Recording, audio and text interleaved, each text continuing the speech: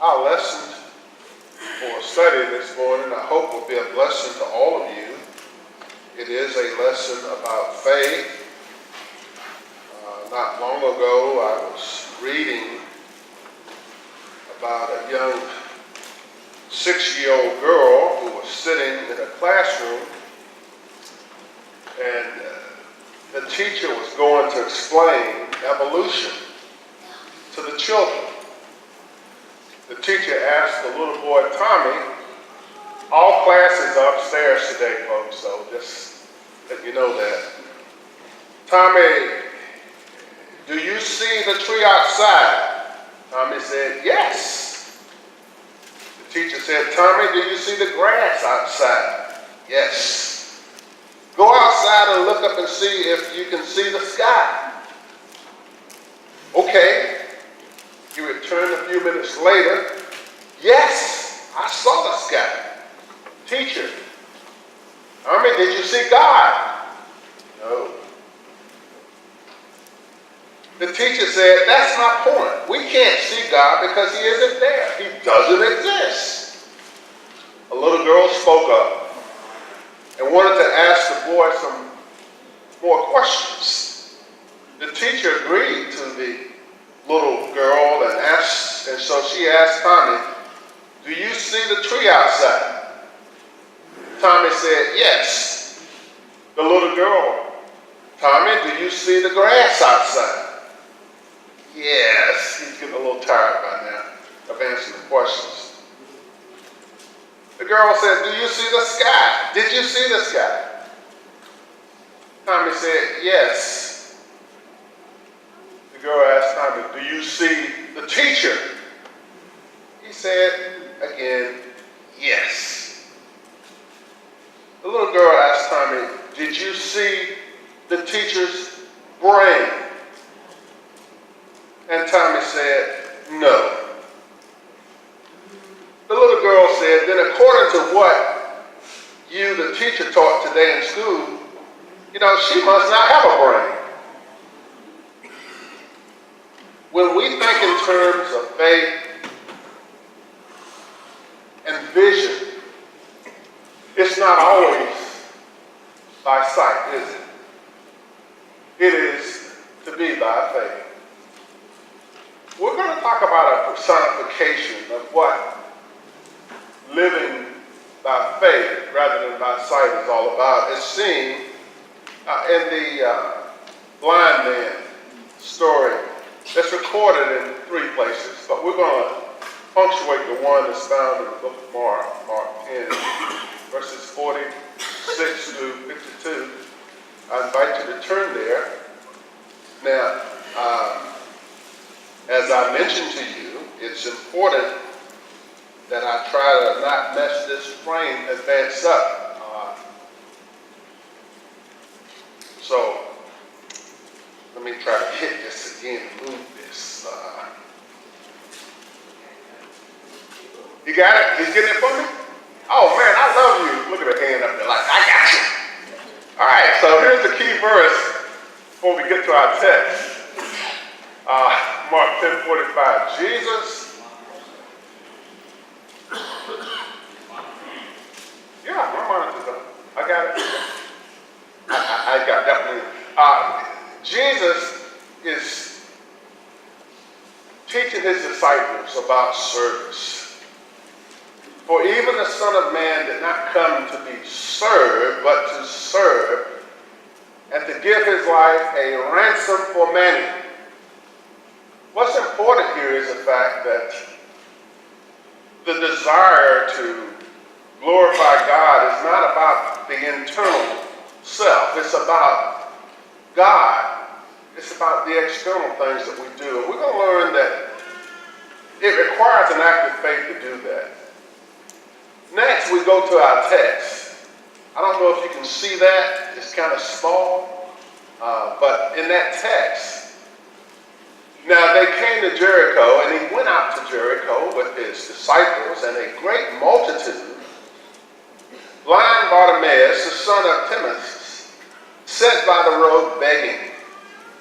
When he heard that it was Jesus of Nazareth, he began to cry out and say, Jesus, son of David, have mercy on me. Then many warned him to be quiet. But he cried out all the more, Son of David, have mercy on me. So Jesus stood still and commanded him to be called. Then they called the blind man, saying to him, Be of good cheer, rise, he is calling you. And throwing aside his garment, he arose and came to Jesus.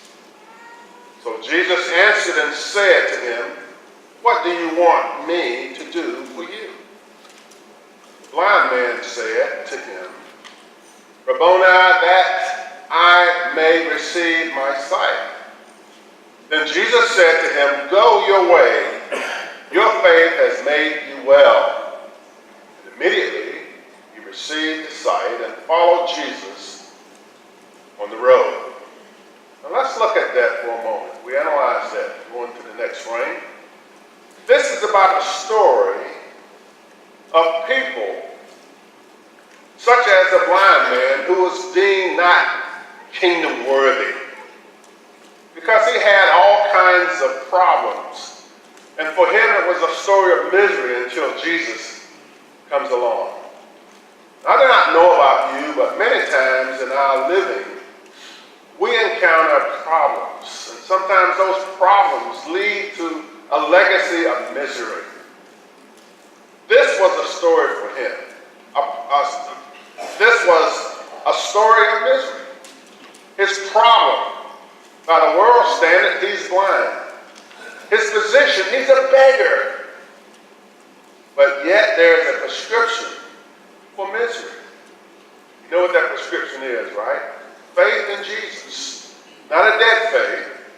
Not some kind of turn it on, turn it off faith. But an active faith. And so, in spite of his misery, he made a plea for mercy.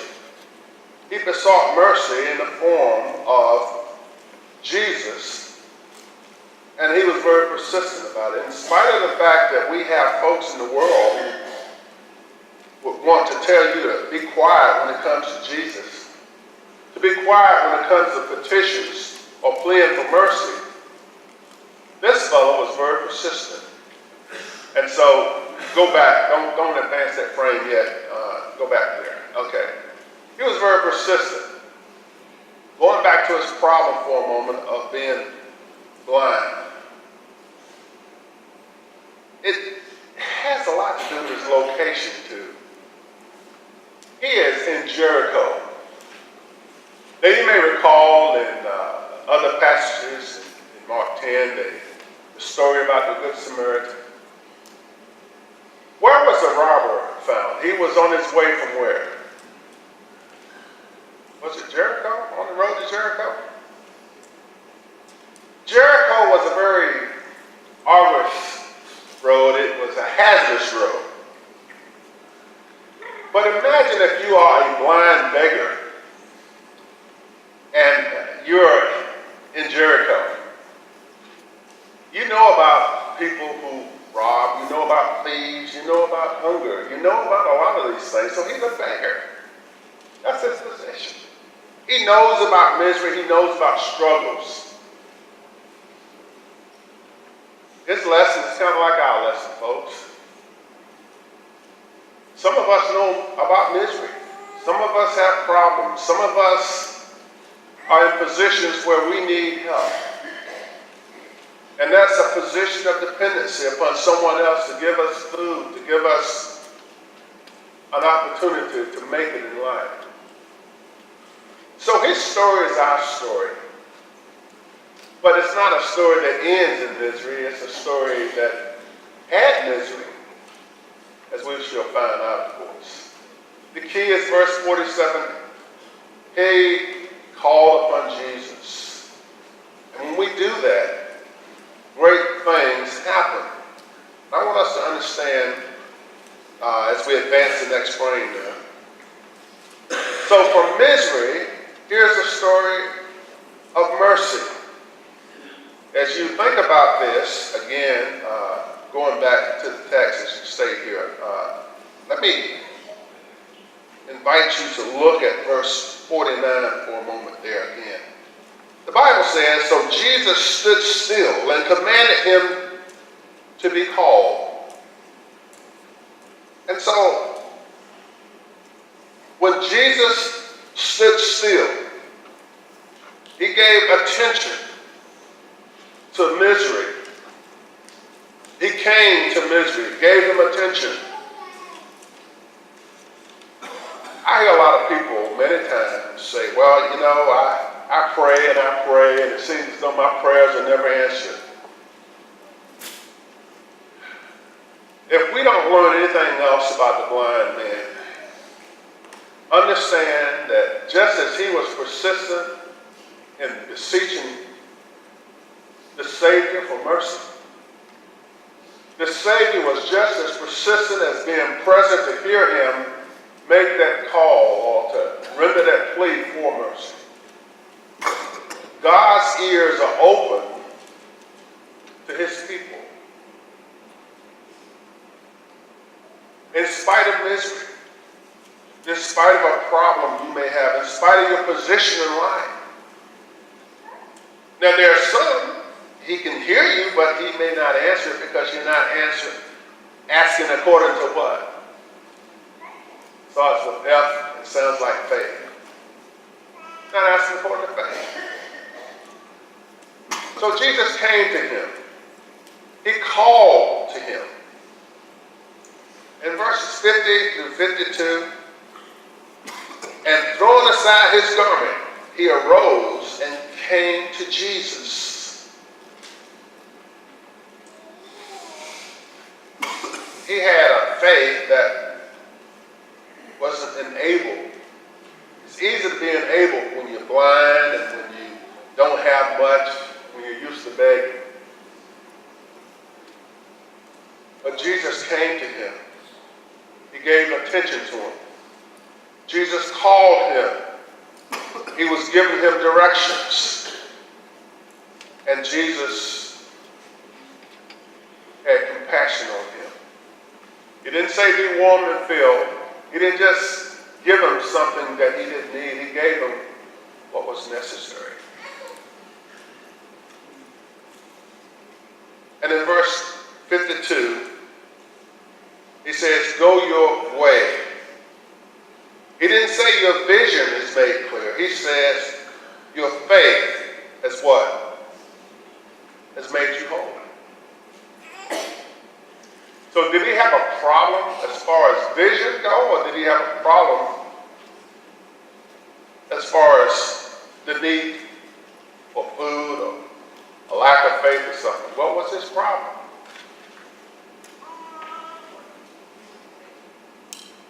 Let me suggest to you that he knew about Jesus. And he had positioned himself at the south gate there, waiting on Jesus for a reason. That reason wasn't because he had a complete lack of faith. That reason was that he could have a completed faith that will allow him to be able to live and to be more productive. And in order for that to happen, he needed mercy. He wanted mercy. Mercy came to him in the form of a completed faith based upon his persistence, his courageousness to able to overcome those who told him, you know, when you're blind and when you're a beggar and there are crowds and multitudes around the Savior, you don't stand up much of a chance. But he was persistent. The faith that saves is the faith that obeys. So Jesus not only had compassion on him, but that compassion led to his being cured.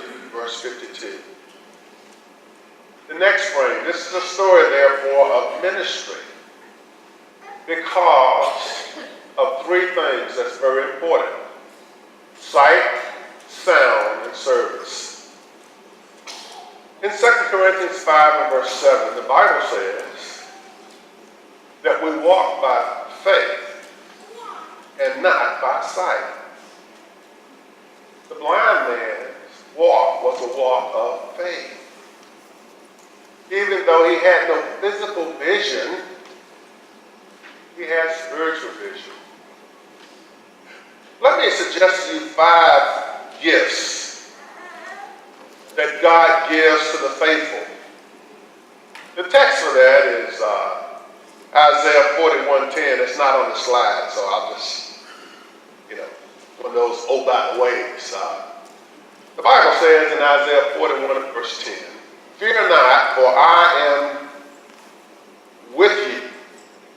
Be not dismayed, for I am your God. I will strengthen you.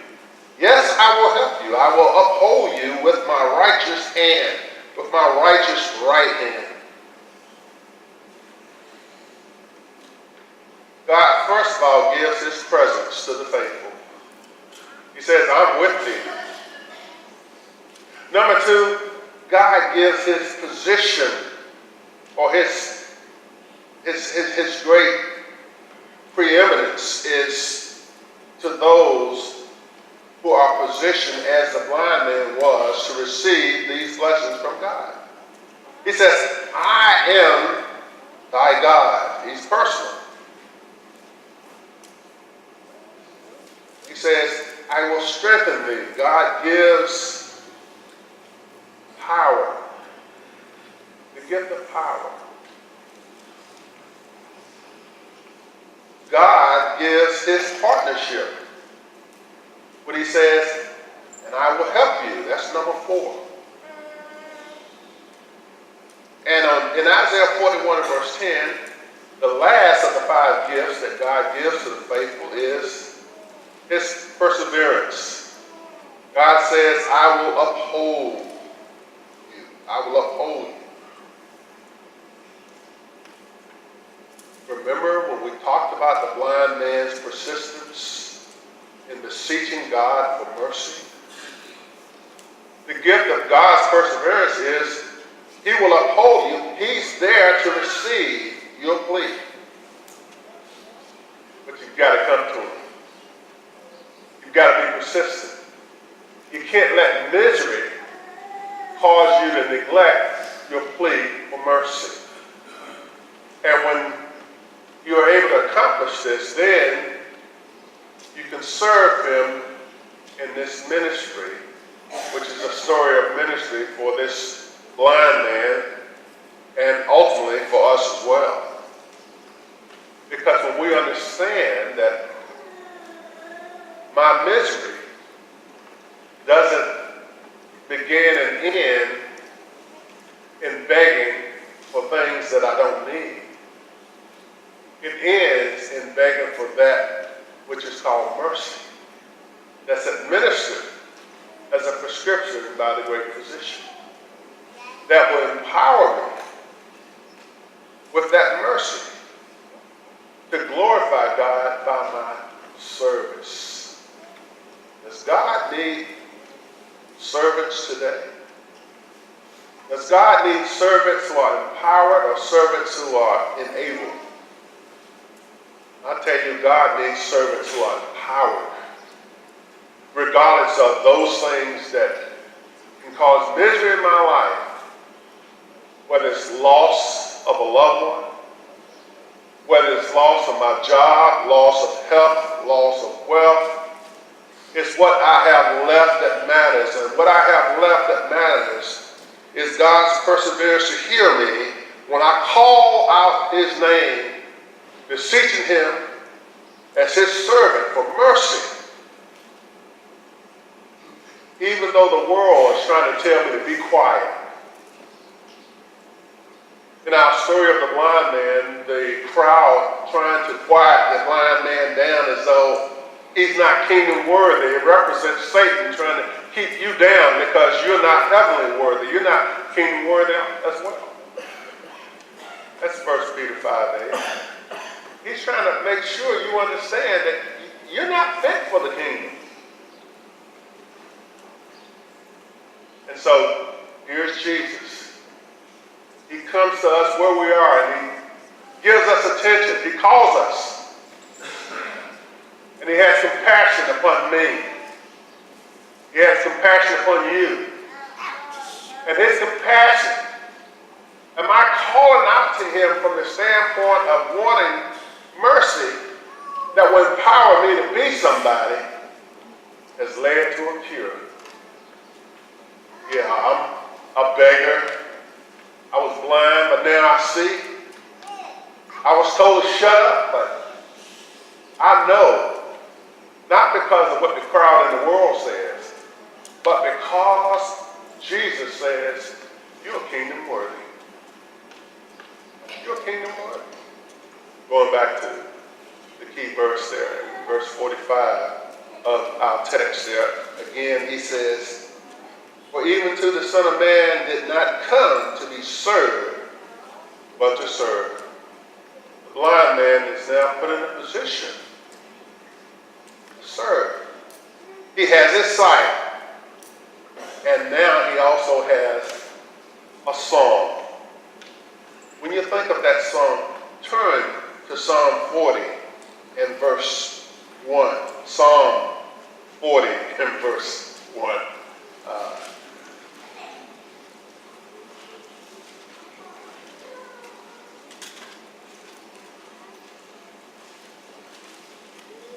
Someone would like to read that for us. I waited patiently for the Lord, and he inclined to me and heard my cry. He also brought me up out of the horrible pit, out of the iron clay, and set my feet on a rock and established my steps. He has put a new song in my mouth, praise to our God.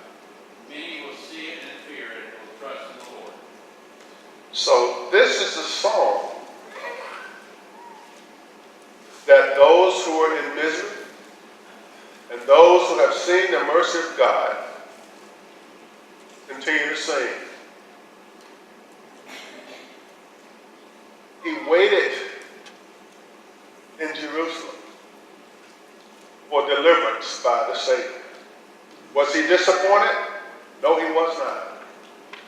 When we wait upon God for deliverance, in spite of misery, he will incline his ear to us because he has given us a wonderful opportunity to demonstrate a faith that will be completed when we come to him and him alone. But he also can bring us out of that miry and horrible pit of sin, degradation, and misery. I believe that, folks. That's why we are, I trust, here today. We think of passages such as 1 Timothy 1 and verse 15. Where Paul says, this is a faithful saying and worthy of all acceptation. Christ Jesus came into the world to save sinners, of whom I'm chief. Paul knew about misery. The blind man knew about misery. Misery is no stranger to many of us. But God can take that and turn it into a song of rejoicing. To wait patiently upon the Lord. To incline his ear to us. To hear my cry. Don't ever think that you're nothing when it comes to God. God wants you to be singing, not sighing, all of the days of your life. He has put a new song in my mouth, David says. And so, that's what that's about. Going to the next frame now. Service is the result of all of this. I hear people in the Lord's church a lot of times tell me, oh, I can't do this or I can't do that because and you tell me about all your miseries. And perhaps they are there. But does that negate my responsibility to serve him as best as I can? to his glory? Really? Our key verse. Jesus, the Lamb of God, King of Kings. He put that off, or put it to the side. Philippians 2 and verse 5. And he humbled himself to be a servant. Let me ask you one question about Jesus, the servant. Did Jesus ever know anything about misery?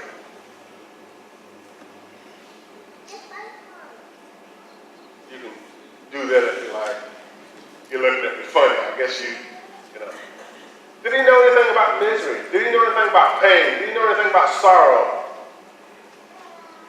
And probably, not probably, it is true. The worst misery that Jesus ever encountered was going to the cross for my miseries.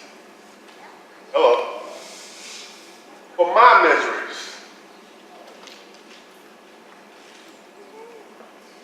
And yet the Bible says in Hebrews 12, for the joy that was set before him, folks, for the joy that was set before him, he endured the cross, despising the shame, and is set down at the right hand of the throne of God. Hebrews 12, probably verse 3 or 4. Near there somewhere. Misery is overcome by service. Looking at the next frame. All of us, therefore, are kingdom worthy. This quote, the served of all came to be the servant of all.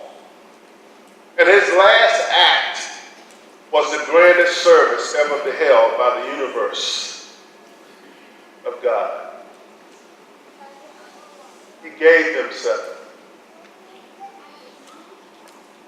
He gave his life a ransom for miserable, in need of mercy, that I can serve me. The blind man's story is really my story. I don't need to camp in misery because I call out for mercy. And when my faith is not by sight, I'm able to appropriate the attention of Christ, who will allow me an audience that I might have a complete and be made whole again, to go back into the world to serve him. If you haven't got this by now, the bottom line to all of this, God expects me, you, all of the kids to learn a lesson about serving him. And not allow our challenges of physical challenges, not allow our position in life to resist or to cause us not to desire to serve. The next frame says, are you ready to be served, or are you ready to serve? When your sight empowers you to sing because you're grateful for what God has done for you, the song of rejoicing, you want to sing that song of rejoicing, service will be your story. The Bible says in 2 Corinthians 3, about verse 1, you are our epistles, known and read of all men. If our story is service, we need to write it often. And if there are edits to be made to that story, let it be made by God, who will allow us to have a more completed faith. I think what's important here, folks, is having that faith. And again, it's really, really important because I think in terms of reasons why we are not serving God adequately. I shouldn't say reasons. I should say excuses. Think of the excuses that the blind man could have given for not meeting Jesus there. I can't see to get there. I don't have the means to get there. I'm just a lowly beggar. They won't believe me. They don't even want me around anyway. Remember they told him to be quiet. And not only that, he didn't apply socially to be fit to be around those kinds of people. They considered him to be less than. You ever felt that way sometimes? Folks make you feel like you're less than. But Jesus says, you're kingdom worthy. Children are kingdom worthy. For such is the kingdom of heaven. Fathers, you're kingdom worthy. Don't provoke your children. Bring them up in the nurture and admonition of the Lord. You know, that wasn't written to mothers only. I realized that. That wasn't just written to my wife only. Although sometimes I wish she'd take it personally and handle it.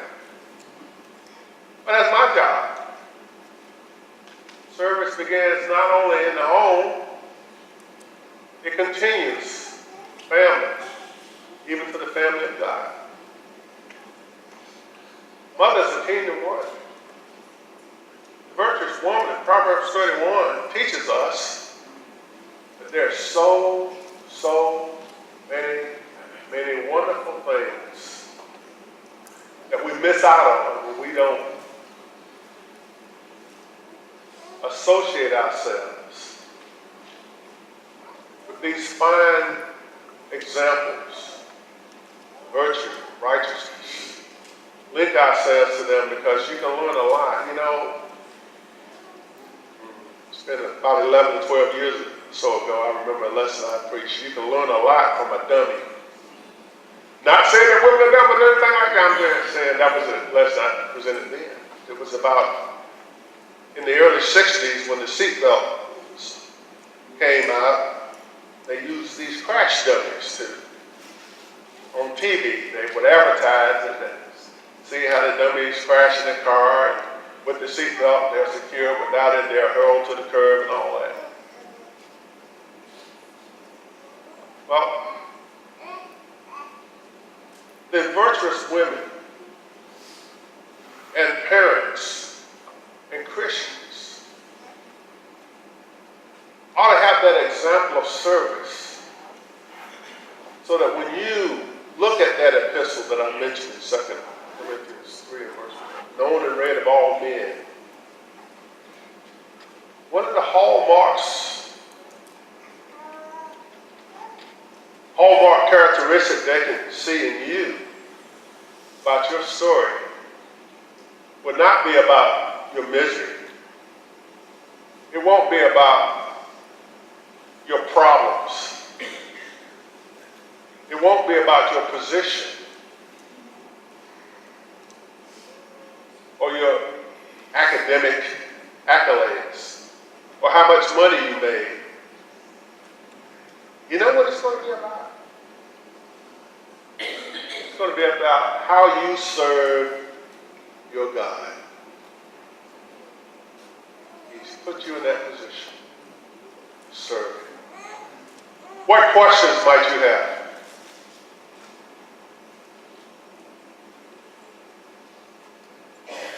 Looking at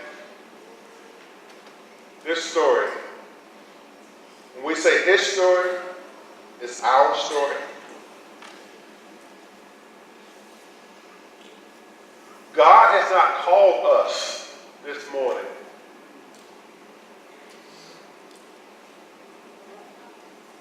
on flowery beds of ease to do what we want to do, when we want to do it, how we want to do it. But when it comes to service, while others fought to win the prize, they even sailed through bloody seas, God expects me